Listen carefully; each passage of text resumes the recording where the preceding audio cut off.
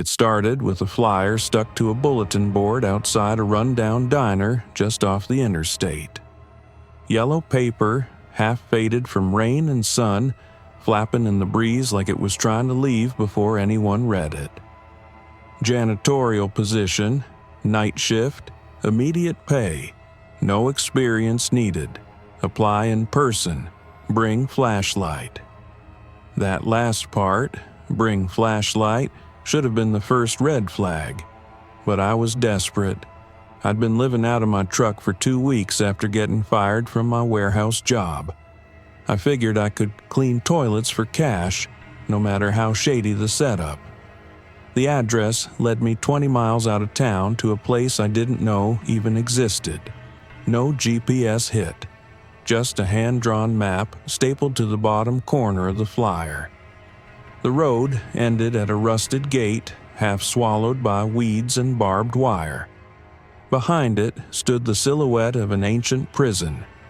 5 stories of cracked concrete and broken windows hunched like a corpse in the fog.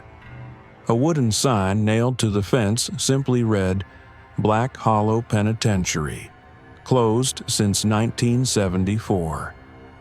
I figured there was no way this was the right place, but as I pulled up, a motion light buzzed to life above the gatehouse. Then the chain-link gate groaned open, on its own. I should have left. I know that now. But instead, I parked, grabbed my backpack, and walked in. Inside the gatehouse was a desk, a metal locker, and an envelope with my name scrawled across it in black marker. Inside were 4 things: a single-page contract with no company letterhead, a key ring with 6 identical brass keys, a flashlight with Dyne batteries, and a rule sheet. Rules for night shift, janitorial staff, Black Hollow unit. Begin shift promptly at 12 a.m., end before 4:44 a.m. Use only the flashlight provided. Do not bring your own. If a cell door is open, do not enter. Clean from the threshold only. If you hear someone whisper your name from inside a locked cell, ignore it. If the cell lights flicker more than twice in one wing, exit that wing and return in 1 hour. Do not approach cell 32B under any circumstances. If you hear footsteps behind you but see nothing, stand still until they stop. Always lock every door behind you, especially if you think you're alone. I actually laughed when I read it. Some dumb, haunted house promotion, I figured. A viral prank. Maybe even a film crew testing reactions.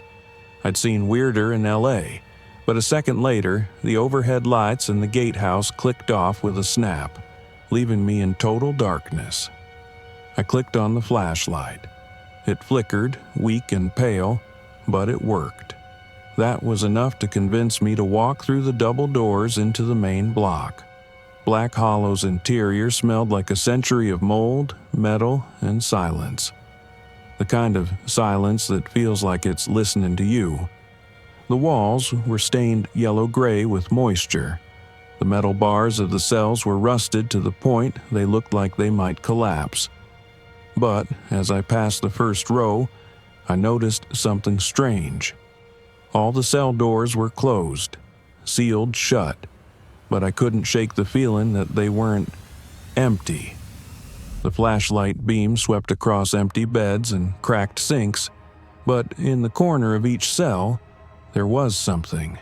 A shadow, denser than the others, almost watching. I moved quickly, wiping down rails and sweeping the walkway, my hand trembling slightly as I passed cell 12B. The rule sheet said not to respond if I heard my name, but as I crouched to pick up a broken piece of pipe near that cell, I heard it, a whisper, right behind my ear. "Hey." I froze, then again. "Hey, Noah." That was my name. I stood up and turned before I could stop myself. The cell was locked, empty, absolutely, definitely empty. The shadow was gone, but the air, it felt colder, thicker. I backed away, heart pounding. A minute later, the overhead lights down the hall flickered. Once, twice, 3 times. The rule about flickering lights came rushing back. I grabbed my supplies and left that wing fast, locking the door behind me. Back in the gatehouse, I marked the incident on the checklist form I found inside the locker. No signature line, just a space labeled, "Did you follow the rules?" I checked yes, because I had, barely. But something told me I wasn't cleaning a prison, I was cleaning its memory. And the memory wasn't done watching me yet. By my second night, I convinced myself I'd imagined it. The whisper, the flickering lights, the feeling of being watched, sleep deprivation, stress, too much time alone with my thoughts and rust. That's what I told myself as I stood outside the gatehouse again, the frost biting into my gloves. Same envelope, same keys, new flashlight. The first one apparently wasn't meant to last. The rule sheet was taped to the gatehouse window this time. Same font, same wording, except one line was underlined in fresh red marker. Do not approach cell 32B under any circumstances. I didn't remember that line being marked the night before. My stomach nodded, but I shrugged it off. Just a dramatic reminder, right? Wrong. I clocked in at exactly 12 a.m., same as before, and followed my assigned route, West Block first. The air felt thicker this time, like the walls were holding in breath, waiting to exhale something awful. Each footstep echoed 5 times, like the sound was bouncing off something invisible. As I passed the first hallway, I saw it again. The shadows inside the cells, sitting, staring. I didn't look directly at them.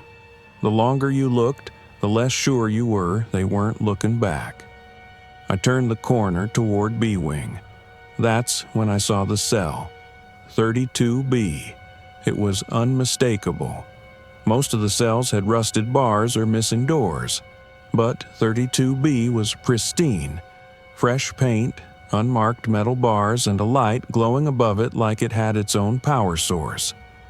Even worse, the door was open, just slightly, just enough to see the edge of the bunk, just enough to know that someone or something was sitting on it. I froze in the middle of the walkway. Every instinct screamed, but the thing in the cell didn't move, didn't speak, it just sat. I remembered Rule 6, and every word in me itched to turn back. But I had a job to finish, and the cleaning route ran right past that cell. I stayed close to the opposite wall, walking slow, holding my breath like it might hear it. The flashlight flickered, just once. Then the figure on the bunk stood. I didn't dare look up, but I saw it in the corner of my eye, tall, thin, wearing what looked like a blackened prison uniform, and as I passed, it stepped forward. I sped up. A soft metallic creak echoed as the cell door opened wider behind me. And then a voice, calm and casual, drifted down the hall. "You're not supposed to be here after 4:44. I didn't respond. I didn't turn. I walked straight out of B-Wing and locked the door behind me. The next few hours passed in a haze. I stuck to A-Wing and the staff offices, avoiding every hall with the number 32 painted anywhere. But the prison didn't let me forget. At 3:17 a.m., while sweeping near the visitor hallway, I heard the cell door slam shut from across the complex. No wind, no vibration, just one loud, deliberate clang. The clipboard in my hand nearly fell. I told myself maybe it was automatic, some pressure system still operating. But I knew better. The moment I wrote the incident down, the monitor next to the front desk buzzed to life. The screen, dead since I'd arrived, flickered and displayed a grainy image. Cell 32B. The figure was back on the bunk, sitting, still, only now he was looking right into the camera, eyes open, unblinking, waiting. Then the screen cuts to black. I grabbed the keys and went to leave. Early or not, I was done. But when I tried the front gate, something was off. The chain was unlatched, the padlock was hanging open, and the gate pushed inwards from outside, like someone or something had entered after I arrived. I relocked it with shaking hands, double-checked my keys, and walked fast back to the gatehouse. As I passed the hallway near 32B, I swore I saw footprints, fresh ones, wet, like they'd been made in morning dew, leading away from the cell and across the concrete. I didn't follow them. I clocked out 3 minutes before 4:44 a.m., breathing like I'd run a marathon, even though I'd barely walked. As I stepped outside, the flashlight died in my hand, just like the first one. That's when I realized they don't want you to leave with light. They don't want you to see what follows you out. I didn't want to go back. After what happened in 32B, I should have quit. But that's the thing about desperation. It bends you in ways you don't think you're capable of. Rent was due. My gas tank was almost dry, and there was a fresh envelope taped to the diner bulletin board the next morning. This one just said, "Second week bonus approved. Double pay. 12 a.m. to 4:44 a.m. There was no signature, but inside was another flashlight, a heavier one. This time, the batteries came taped to the handle with a note. Use these only when the backup goes out. Do not recharge. Whatever I was cleaning, it wasn't dirt they were worried about. It was what came with the dark. That night, as I pulled into the prison lot, the gate was already open. The lights were on in the gatehouse. The clipboard waited, just like always. Except now, 2 more rules had been scribbled on the bottom in black pen. 9. If you hear voices from the vents, do not reply. 10. Do not enter solitary confinement unless directly instructed. The addition didn't sit right with me. Like someone, or something, was updating the playbook in real time. My route for the night took me through North Wing. That's where the solitary cells were. Not the usual barred ones, but heavy iron doors with tiny slits for air and food. I'd only passed them once on the first night, and I'd stayed far away. But the route was specific this time. A highlighted path on the map led right past them. Wipe down air vents in all accessible units. Check for vibration or sound. Sound? That's when I noticed it. The faintest hum coming from the wall. A low static hiss like a TV left on in the next room. I figured it was old wiring, maybe faulty heating systems, until the hum turned into something else. A voice, not loud, not clear, just enough to understand that someone, or something, was speaking. He's back again. 3rd night now, closer to the gate. I stopped cold. The vent beside me was no bigger than a shoebox, rusted along the edges, the cover slightly ajar, and yet the voices were coming through, layered like whispers. Don't let him find the others. He's not supposed to be here. I backed up, slowly, the flashlight shaking in my hand. Rule 9 repeated in my head like a drumbeat. Do not reply. But then a third voice cut in, sharper, louder. Noah. I dropped the flashlight. It rolled a few feet down the hall, casting shadows that danced like they were mocking me. The voice came again, this time from multiple vents at once. Noah, can you hear me? We need your help. I didn't speak. I didn't move. I just reached for the flashlight, my fingers trembling, and bolted to the far side of the hallway. When I turned the corner, I saw it. The door to Solitary Unit C, slightly ajar. It hadn't been like that before. I was sure of it. Something had opened it from the inside. I thought about leaving. I thought about ignoring it. But part of me needed to know.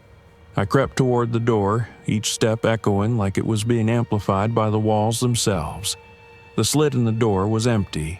No light, just darkness, thick and pulsing.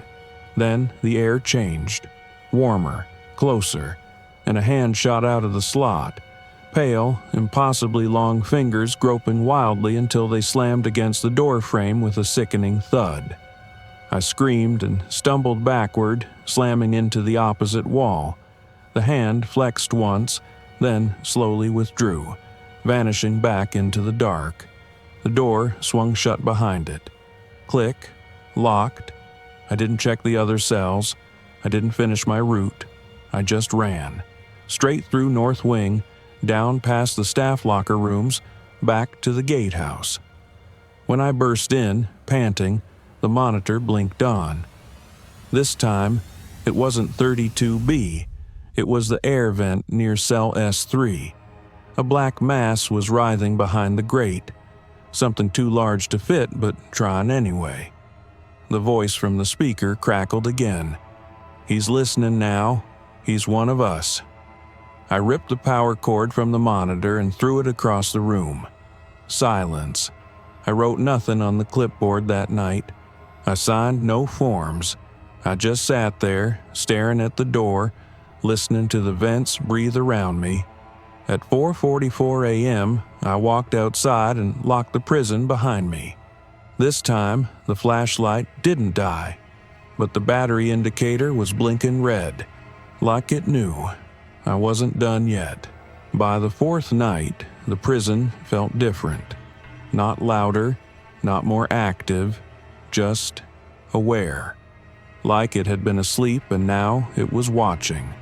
The gate was already open when I arrived, again. But this time, so was the main entrance. The heavy double doors were ajar, swaying slightly in the windless night. The lock dangled from the chain like it had been twisted open rather than picked. No note, no clipboard, just the keys resting on the front desk like someone had left them there moments ago. The flashlight flickered before I even stepped inside. This time, I brought a backup light in my sock. Not to use, just to feel like I had some kind of choice. The air inside was colder than usual, but not the kind of cold you feel in your skin. It was deeper, like the marrow of my bones had been dropped in ice water. I walked my assigned route in silence. Tonight's task, East Cell Block inspection, a part of the prison that hadn't been mentioned before. The map was different too, roughly drawn, no dates, no annotations, just a red circle around a section labeled Level 3 Overflow, Segregation. It wasn't on the original map, and I knew every inch of that place by now. But the hallway was there, and the stairwell that should have been boarded up. Tonight, it wasn't. I almost turned back, but something about that new map, it felt personal, like someone wanted me to find it. The stairs were steep and narrow, descending into what felt like a basement, though the structure didn't match the prison's usual layout. The walls here weren't cinder block, they were stone, crumbling, damp, older than the rest of the building. The flashlight struggled to keep up. As I reached the landing, I found a long corridor lined with cell doors, 12 on each side. Heavy, reinforced. The kind of doors they used when even the isolation units weren't enough. Each door had a viewing slit bolted shut with thick, rusted plates, except one, cell 11E. The viewing slot hung open, not broken, just open, and something was breathing inside, not heavy, not aggressive, just soft, rhythmic, like someone sleeping. I stepped closer against every instinct in my body. The air smelled metallic, not blood, old blood, like a butcher's shop left to rot in the heat. The breath inside the cell stopped. Then a voice whispered from the other side, "Wrong floor, janitor." I stumbled back, and as I did, every door in the hallway groaned at once, locks creaking, chains rattling, and slowly, deliberately, one by one, they began to open. Not wide, just an inch, just enough for something to look back at me. I didn't stay to find out. I turned and ran, back up the stairs, up 2 more flights, not stopping until I reached the staff kitchen near the administrative wing. But as I threw open the door, I saw it. Not a person, not a figure, a file, a thin manila folder sitting in the middle of the break room table. My name was written across the top. Noah Reeves. Date of birth, 1994. Emergency contact, none.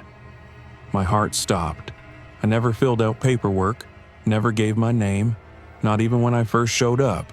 Inside the folder were surveillance photos of me, sitting in the gatehouse, walking past cell 32B, staring at the monitor during my first shift. And on the last page was a list, a new one. Janitor Protocol, Phase 2. Observe cell behavior during sustained occupancy. Record reaction to auditory hallucinations. Introduce anomalies. Monitor effect of 333 threshold. Prevent exit past Phase 2 without clearance. At the bottom of the page, handwritten in the corner, Noah is responding. Begin preparation for Phase 3. The overhead lights buzzed, flickered, and then I heard it. The sound of a door slamming from deep inside the prison. Not closing, opening. I grabbed the folder and ran to the gatehouse, but when I reached the monitors, something new was playing. Footage of me. Not from earlier, but from now. Live feed, and I wasn't alone. Standing just behind me, in the corner of the frame, was a silhouette. Too tall, arms too long, head tilted at an unnatural angle. Its face, if it had one, was hidden behind a blur of static. I turned around, heart pounding. Nothing there, but the door to the gatehouse was closing on its own. I caught it before it latched, shoved it open, and bolted outside. No rule had ever told me how to leave, only when to. And I was starting to think, maybe leaving wasn't supposed to be an option. I didn't sleep that day, not a minute. I kept replaying the footage in my mind, that live feed, that thing standing behind me, the twisted limbs, the blurred face, like the camera couldn't fully register what it was seeing. But I had seen enough. And now I had proof, the folder. I kept checking to make sure it was still in my backpack every 10 minutes. But even with it in my hands, something gnawed at me. Who had compiled it? Who was watching? And why was my name already on the list before I took the job? By 11 p.m., I was back at the prison. Not because I wanted to be, but because the folder was gone. Vanished. I tore my apartment apart, flipped every cushion, emptied every drawer. Nothing. I checked the glove box, the trunk, the floor of my car. Gone. So I drove back, because I wasn't just scared anymore. I was angry. I wanted answers. I wanted to know why they picked me, why the job existed at all. The gate was wide open. The lights inside the prison were off. Not flickering. Off. The flashlight barely reached 10 feet ahead. The air smelled different. No mold, no rot. Just dust, thick and ancient. I reached the gatehouse, but the monitors were dark. The desk was empty. No keys, no route sheet, nothing. Only a handwritten note taped to the inside of the window written in blocky, hurried letters. Janitor clearance. Final evaluation. Use service stairs only. That was all. No name, no time. Just that.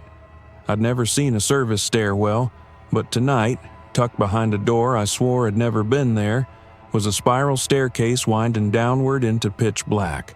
But I didn't go down. I went up. Something had always bothered me about the floor listings. Level 1 through 2 were staff areas. Level 3 was supposedly inmate overflow.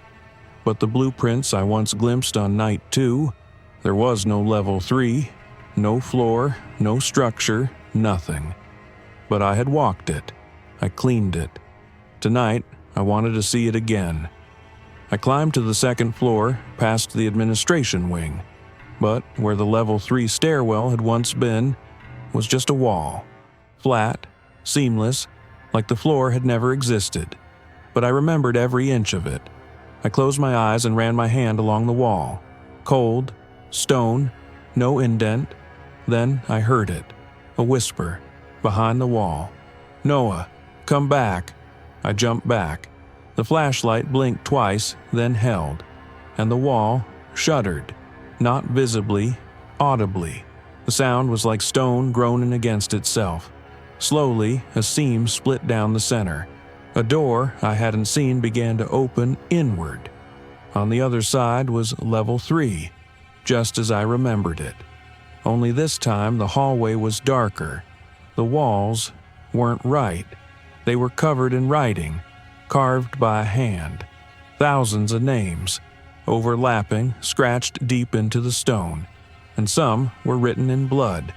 I stepped forward, compelled, terrified. Then I saw it. My name. Noah Reeves, scratched near the middle, jagged and fresh.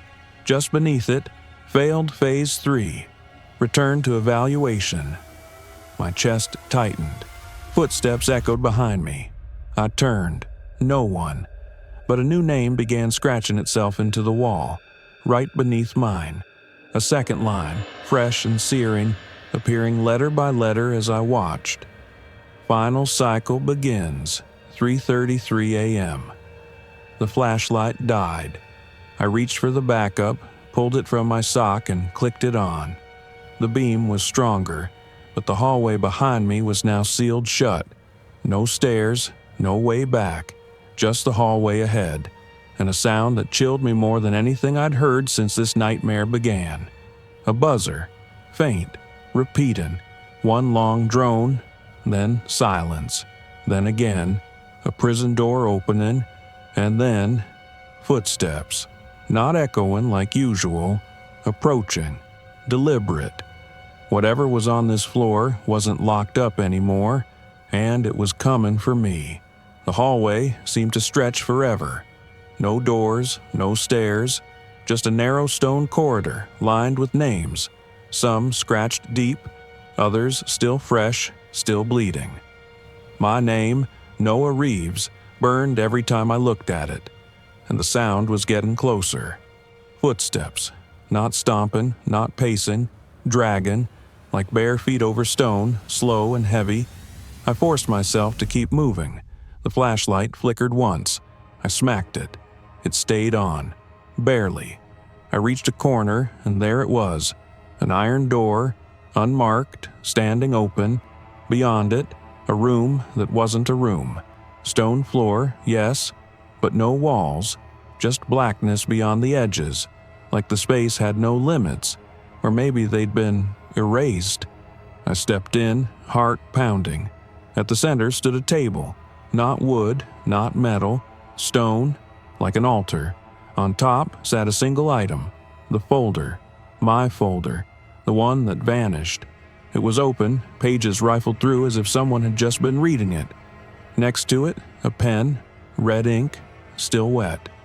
One line stared up at me. Cycle 3 initiated. Subject has retained memory, reset required. No explanation, just that. I backed away from the table, but behind me the door had closed, and standing between me and it was the thing from the monitor. It was taller now, at least 7 feet, its body draped in something like wet fabric, clinging to a frame that didn't quite move right. Its limbs were jointed wrong, like someone had drawn a human body from memory and got the angles all backwards. Its face, number.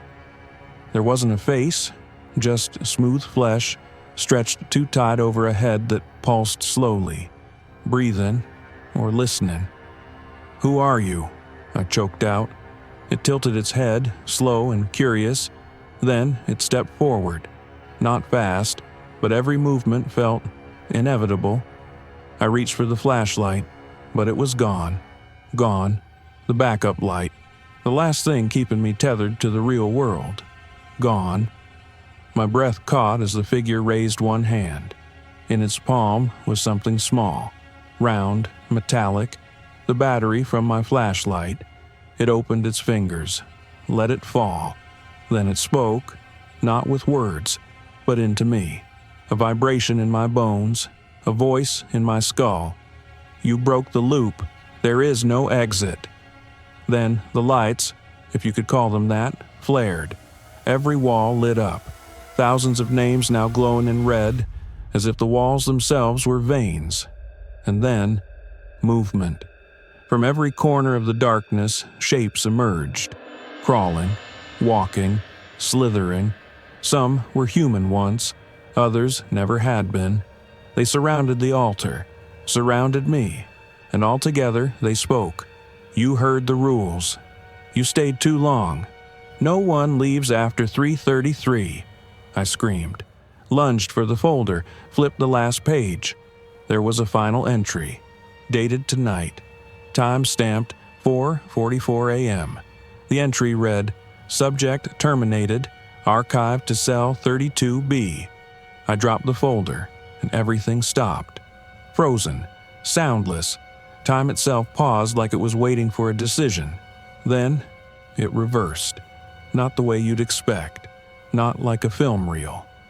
The shadows retreated. The altar vanished. The walls collapsed inward, folding into nothing. And I was standing in the gatehouse, at the front desk, flashlight in hand. Everything exactly as it had been on my first night. Only one thing had changed. The calendar. It wasn't March 4th anymore, it was December 17th, 9 months earlier. I checked the monitors. Live feed, hallway, B, cell 32B was open. Inside, sitting on the bunk, was a man in a janitor's uniform, pale, still, staring at the camera. His mouth moved, no sound, but I knew what he said. "Wrong floor, janitor." I looked down at the rule sheet on the desk. It was different now.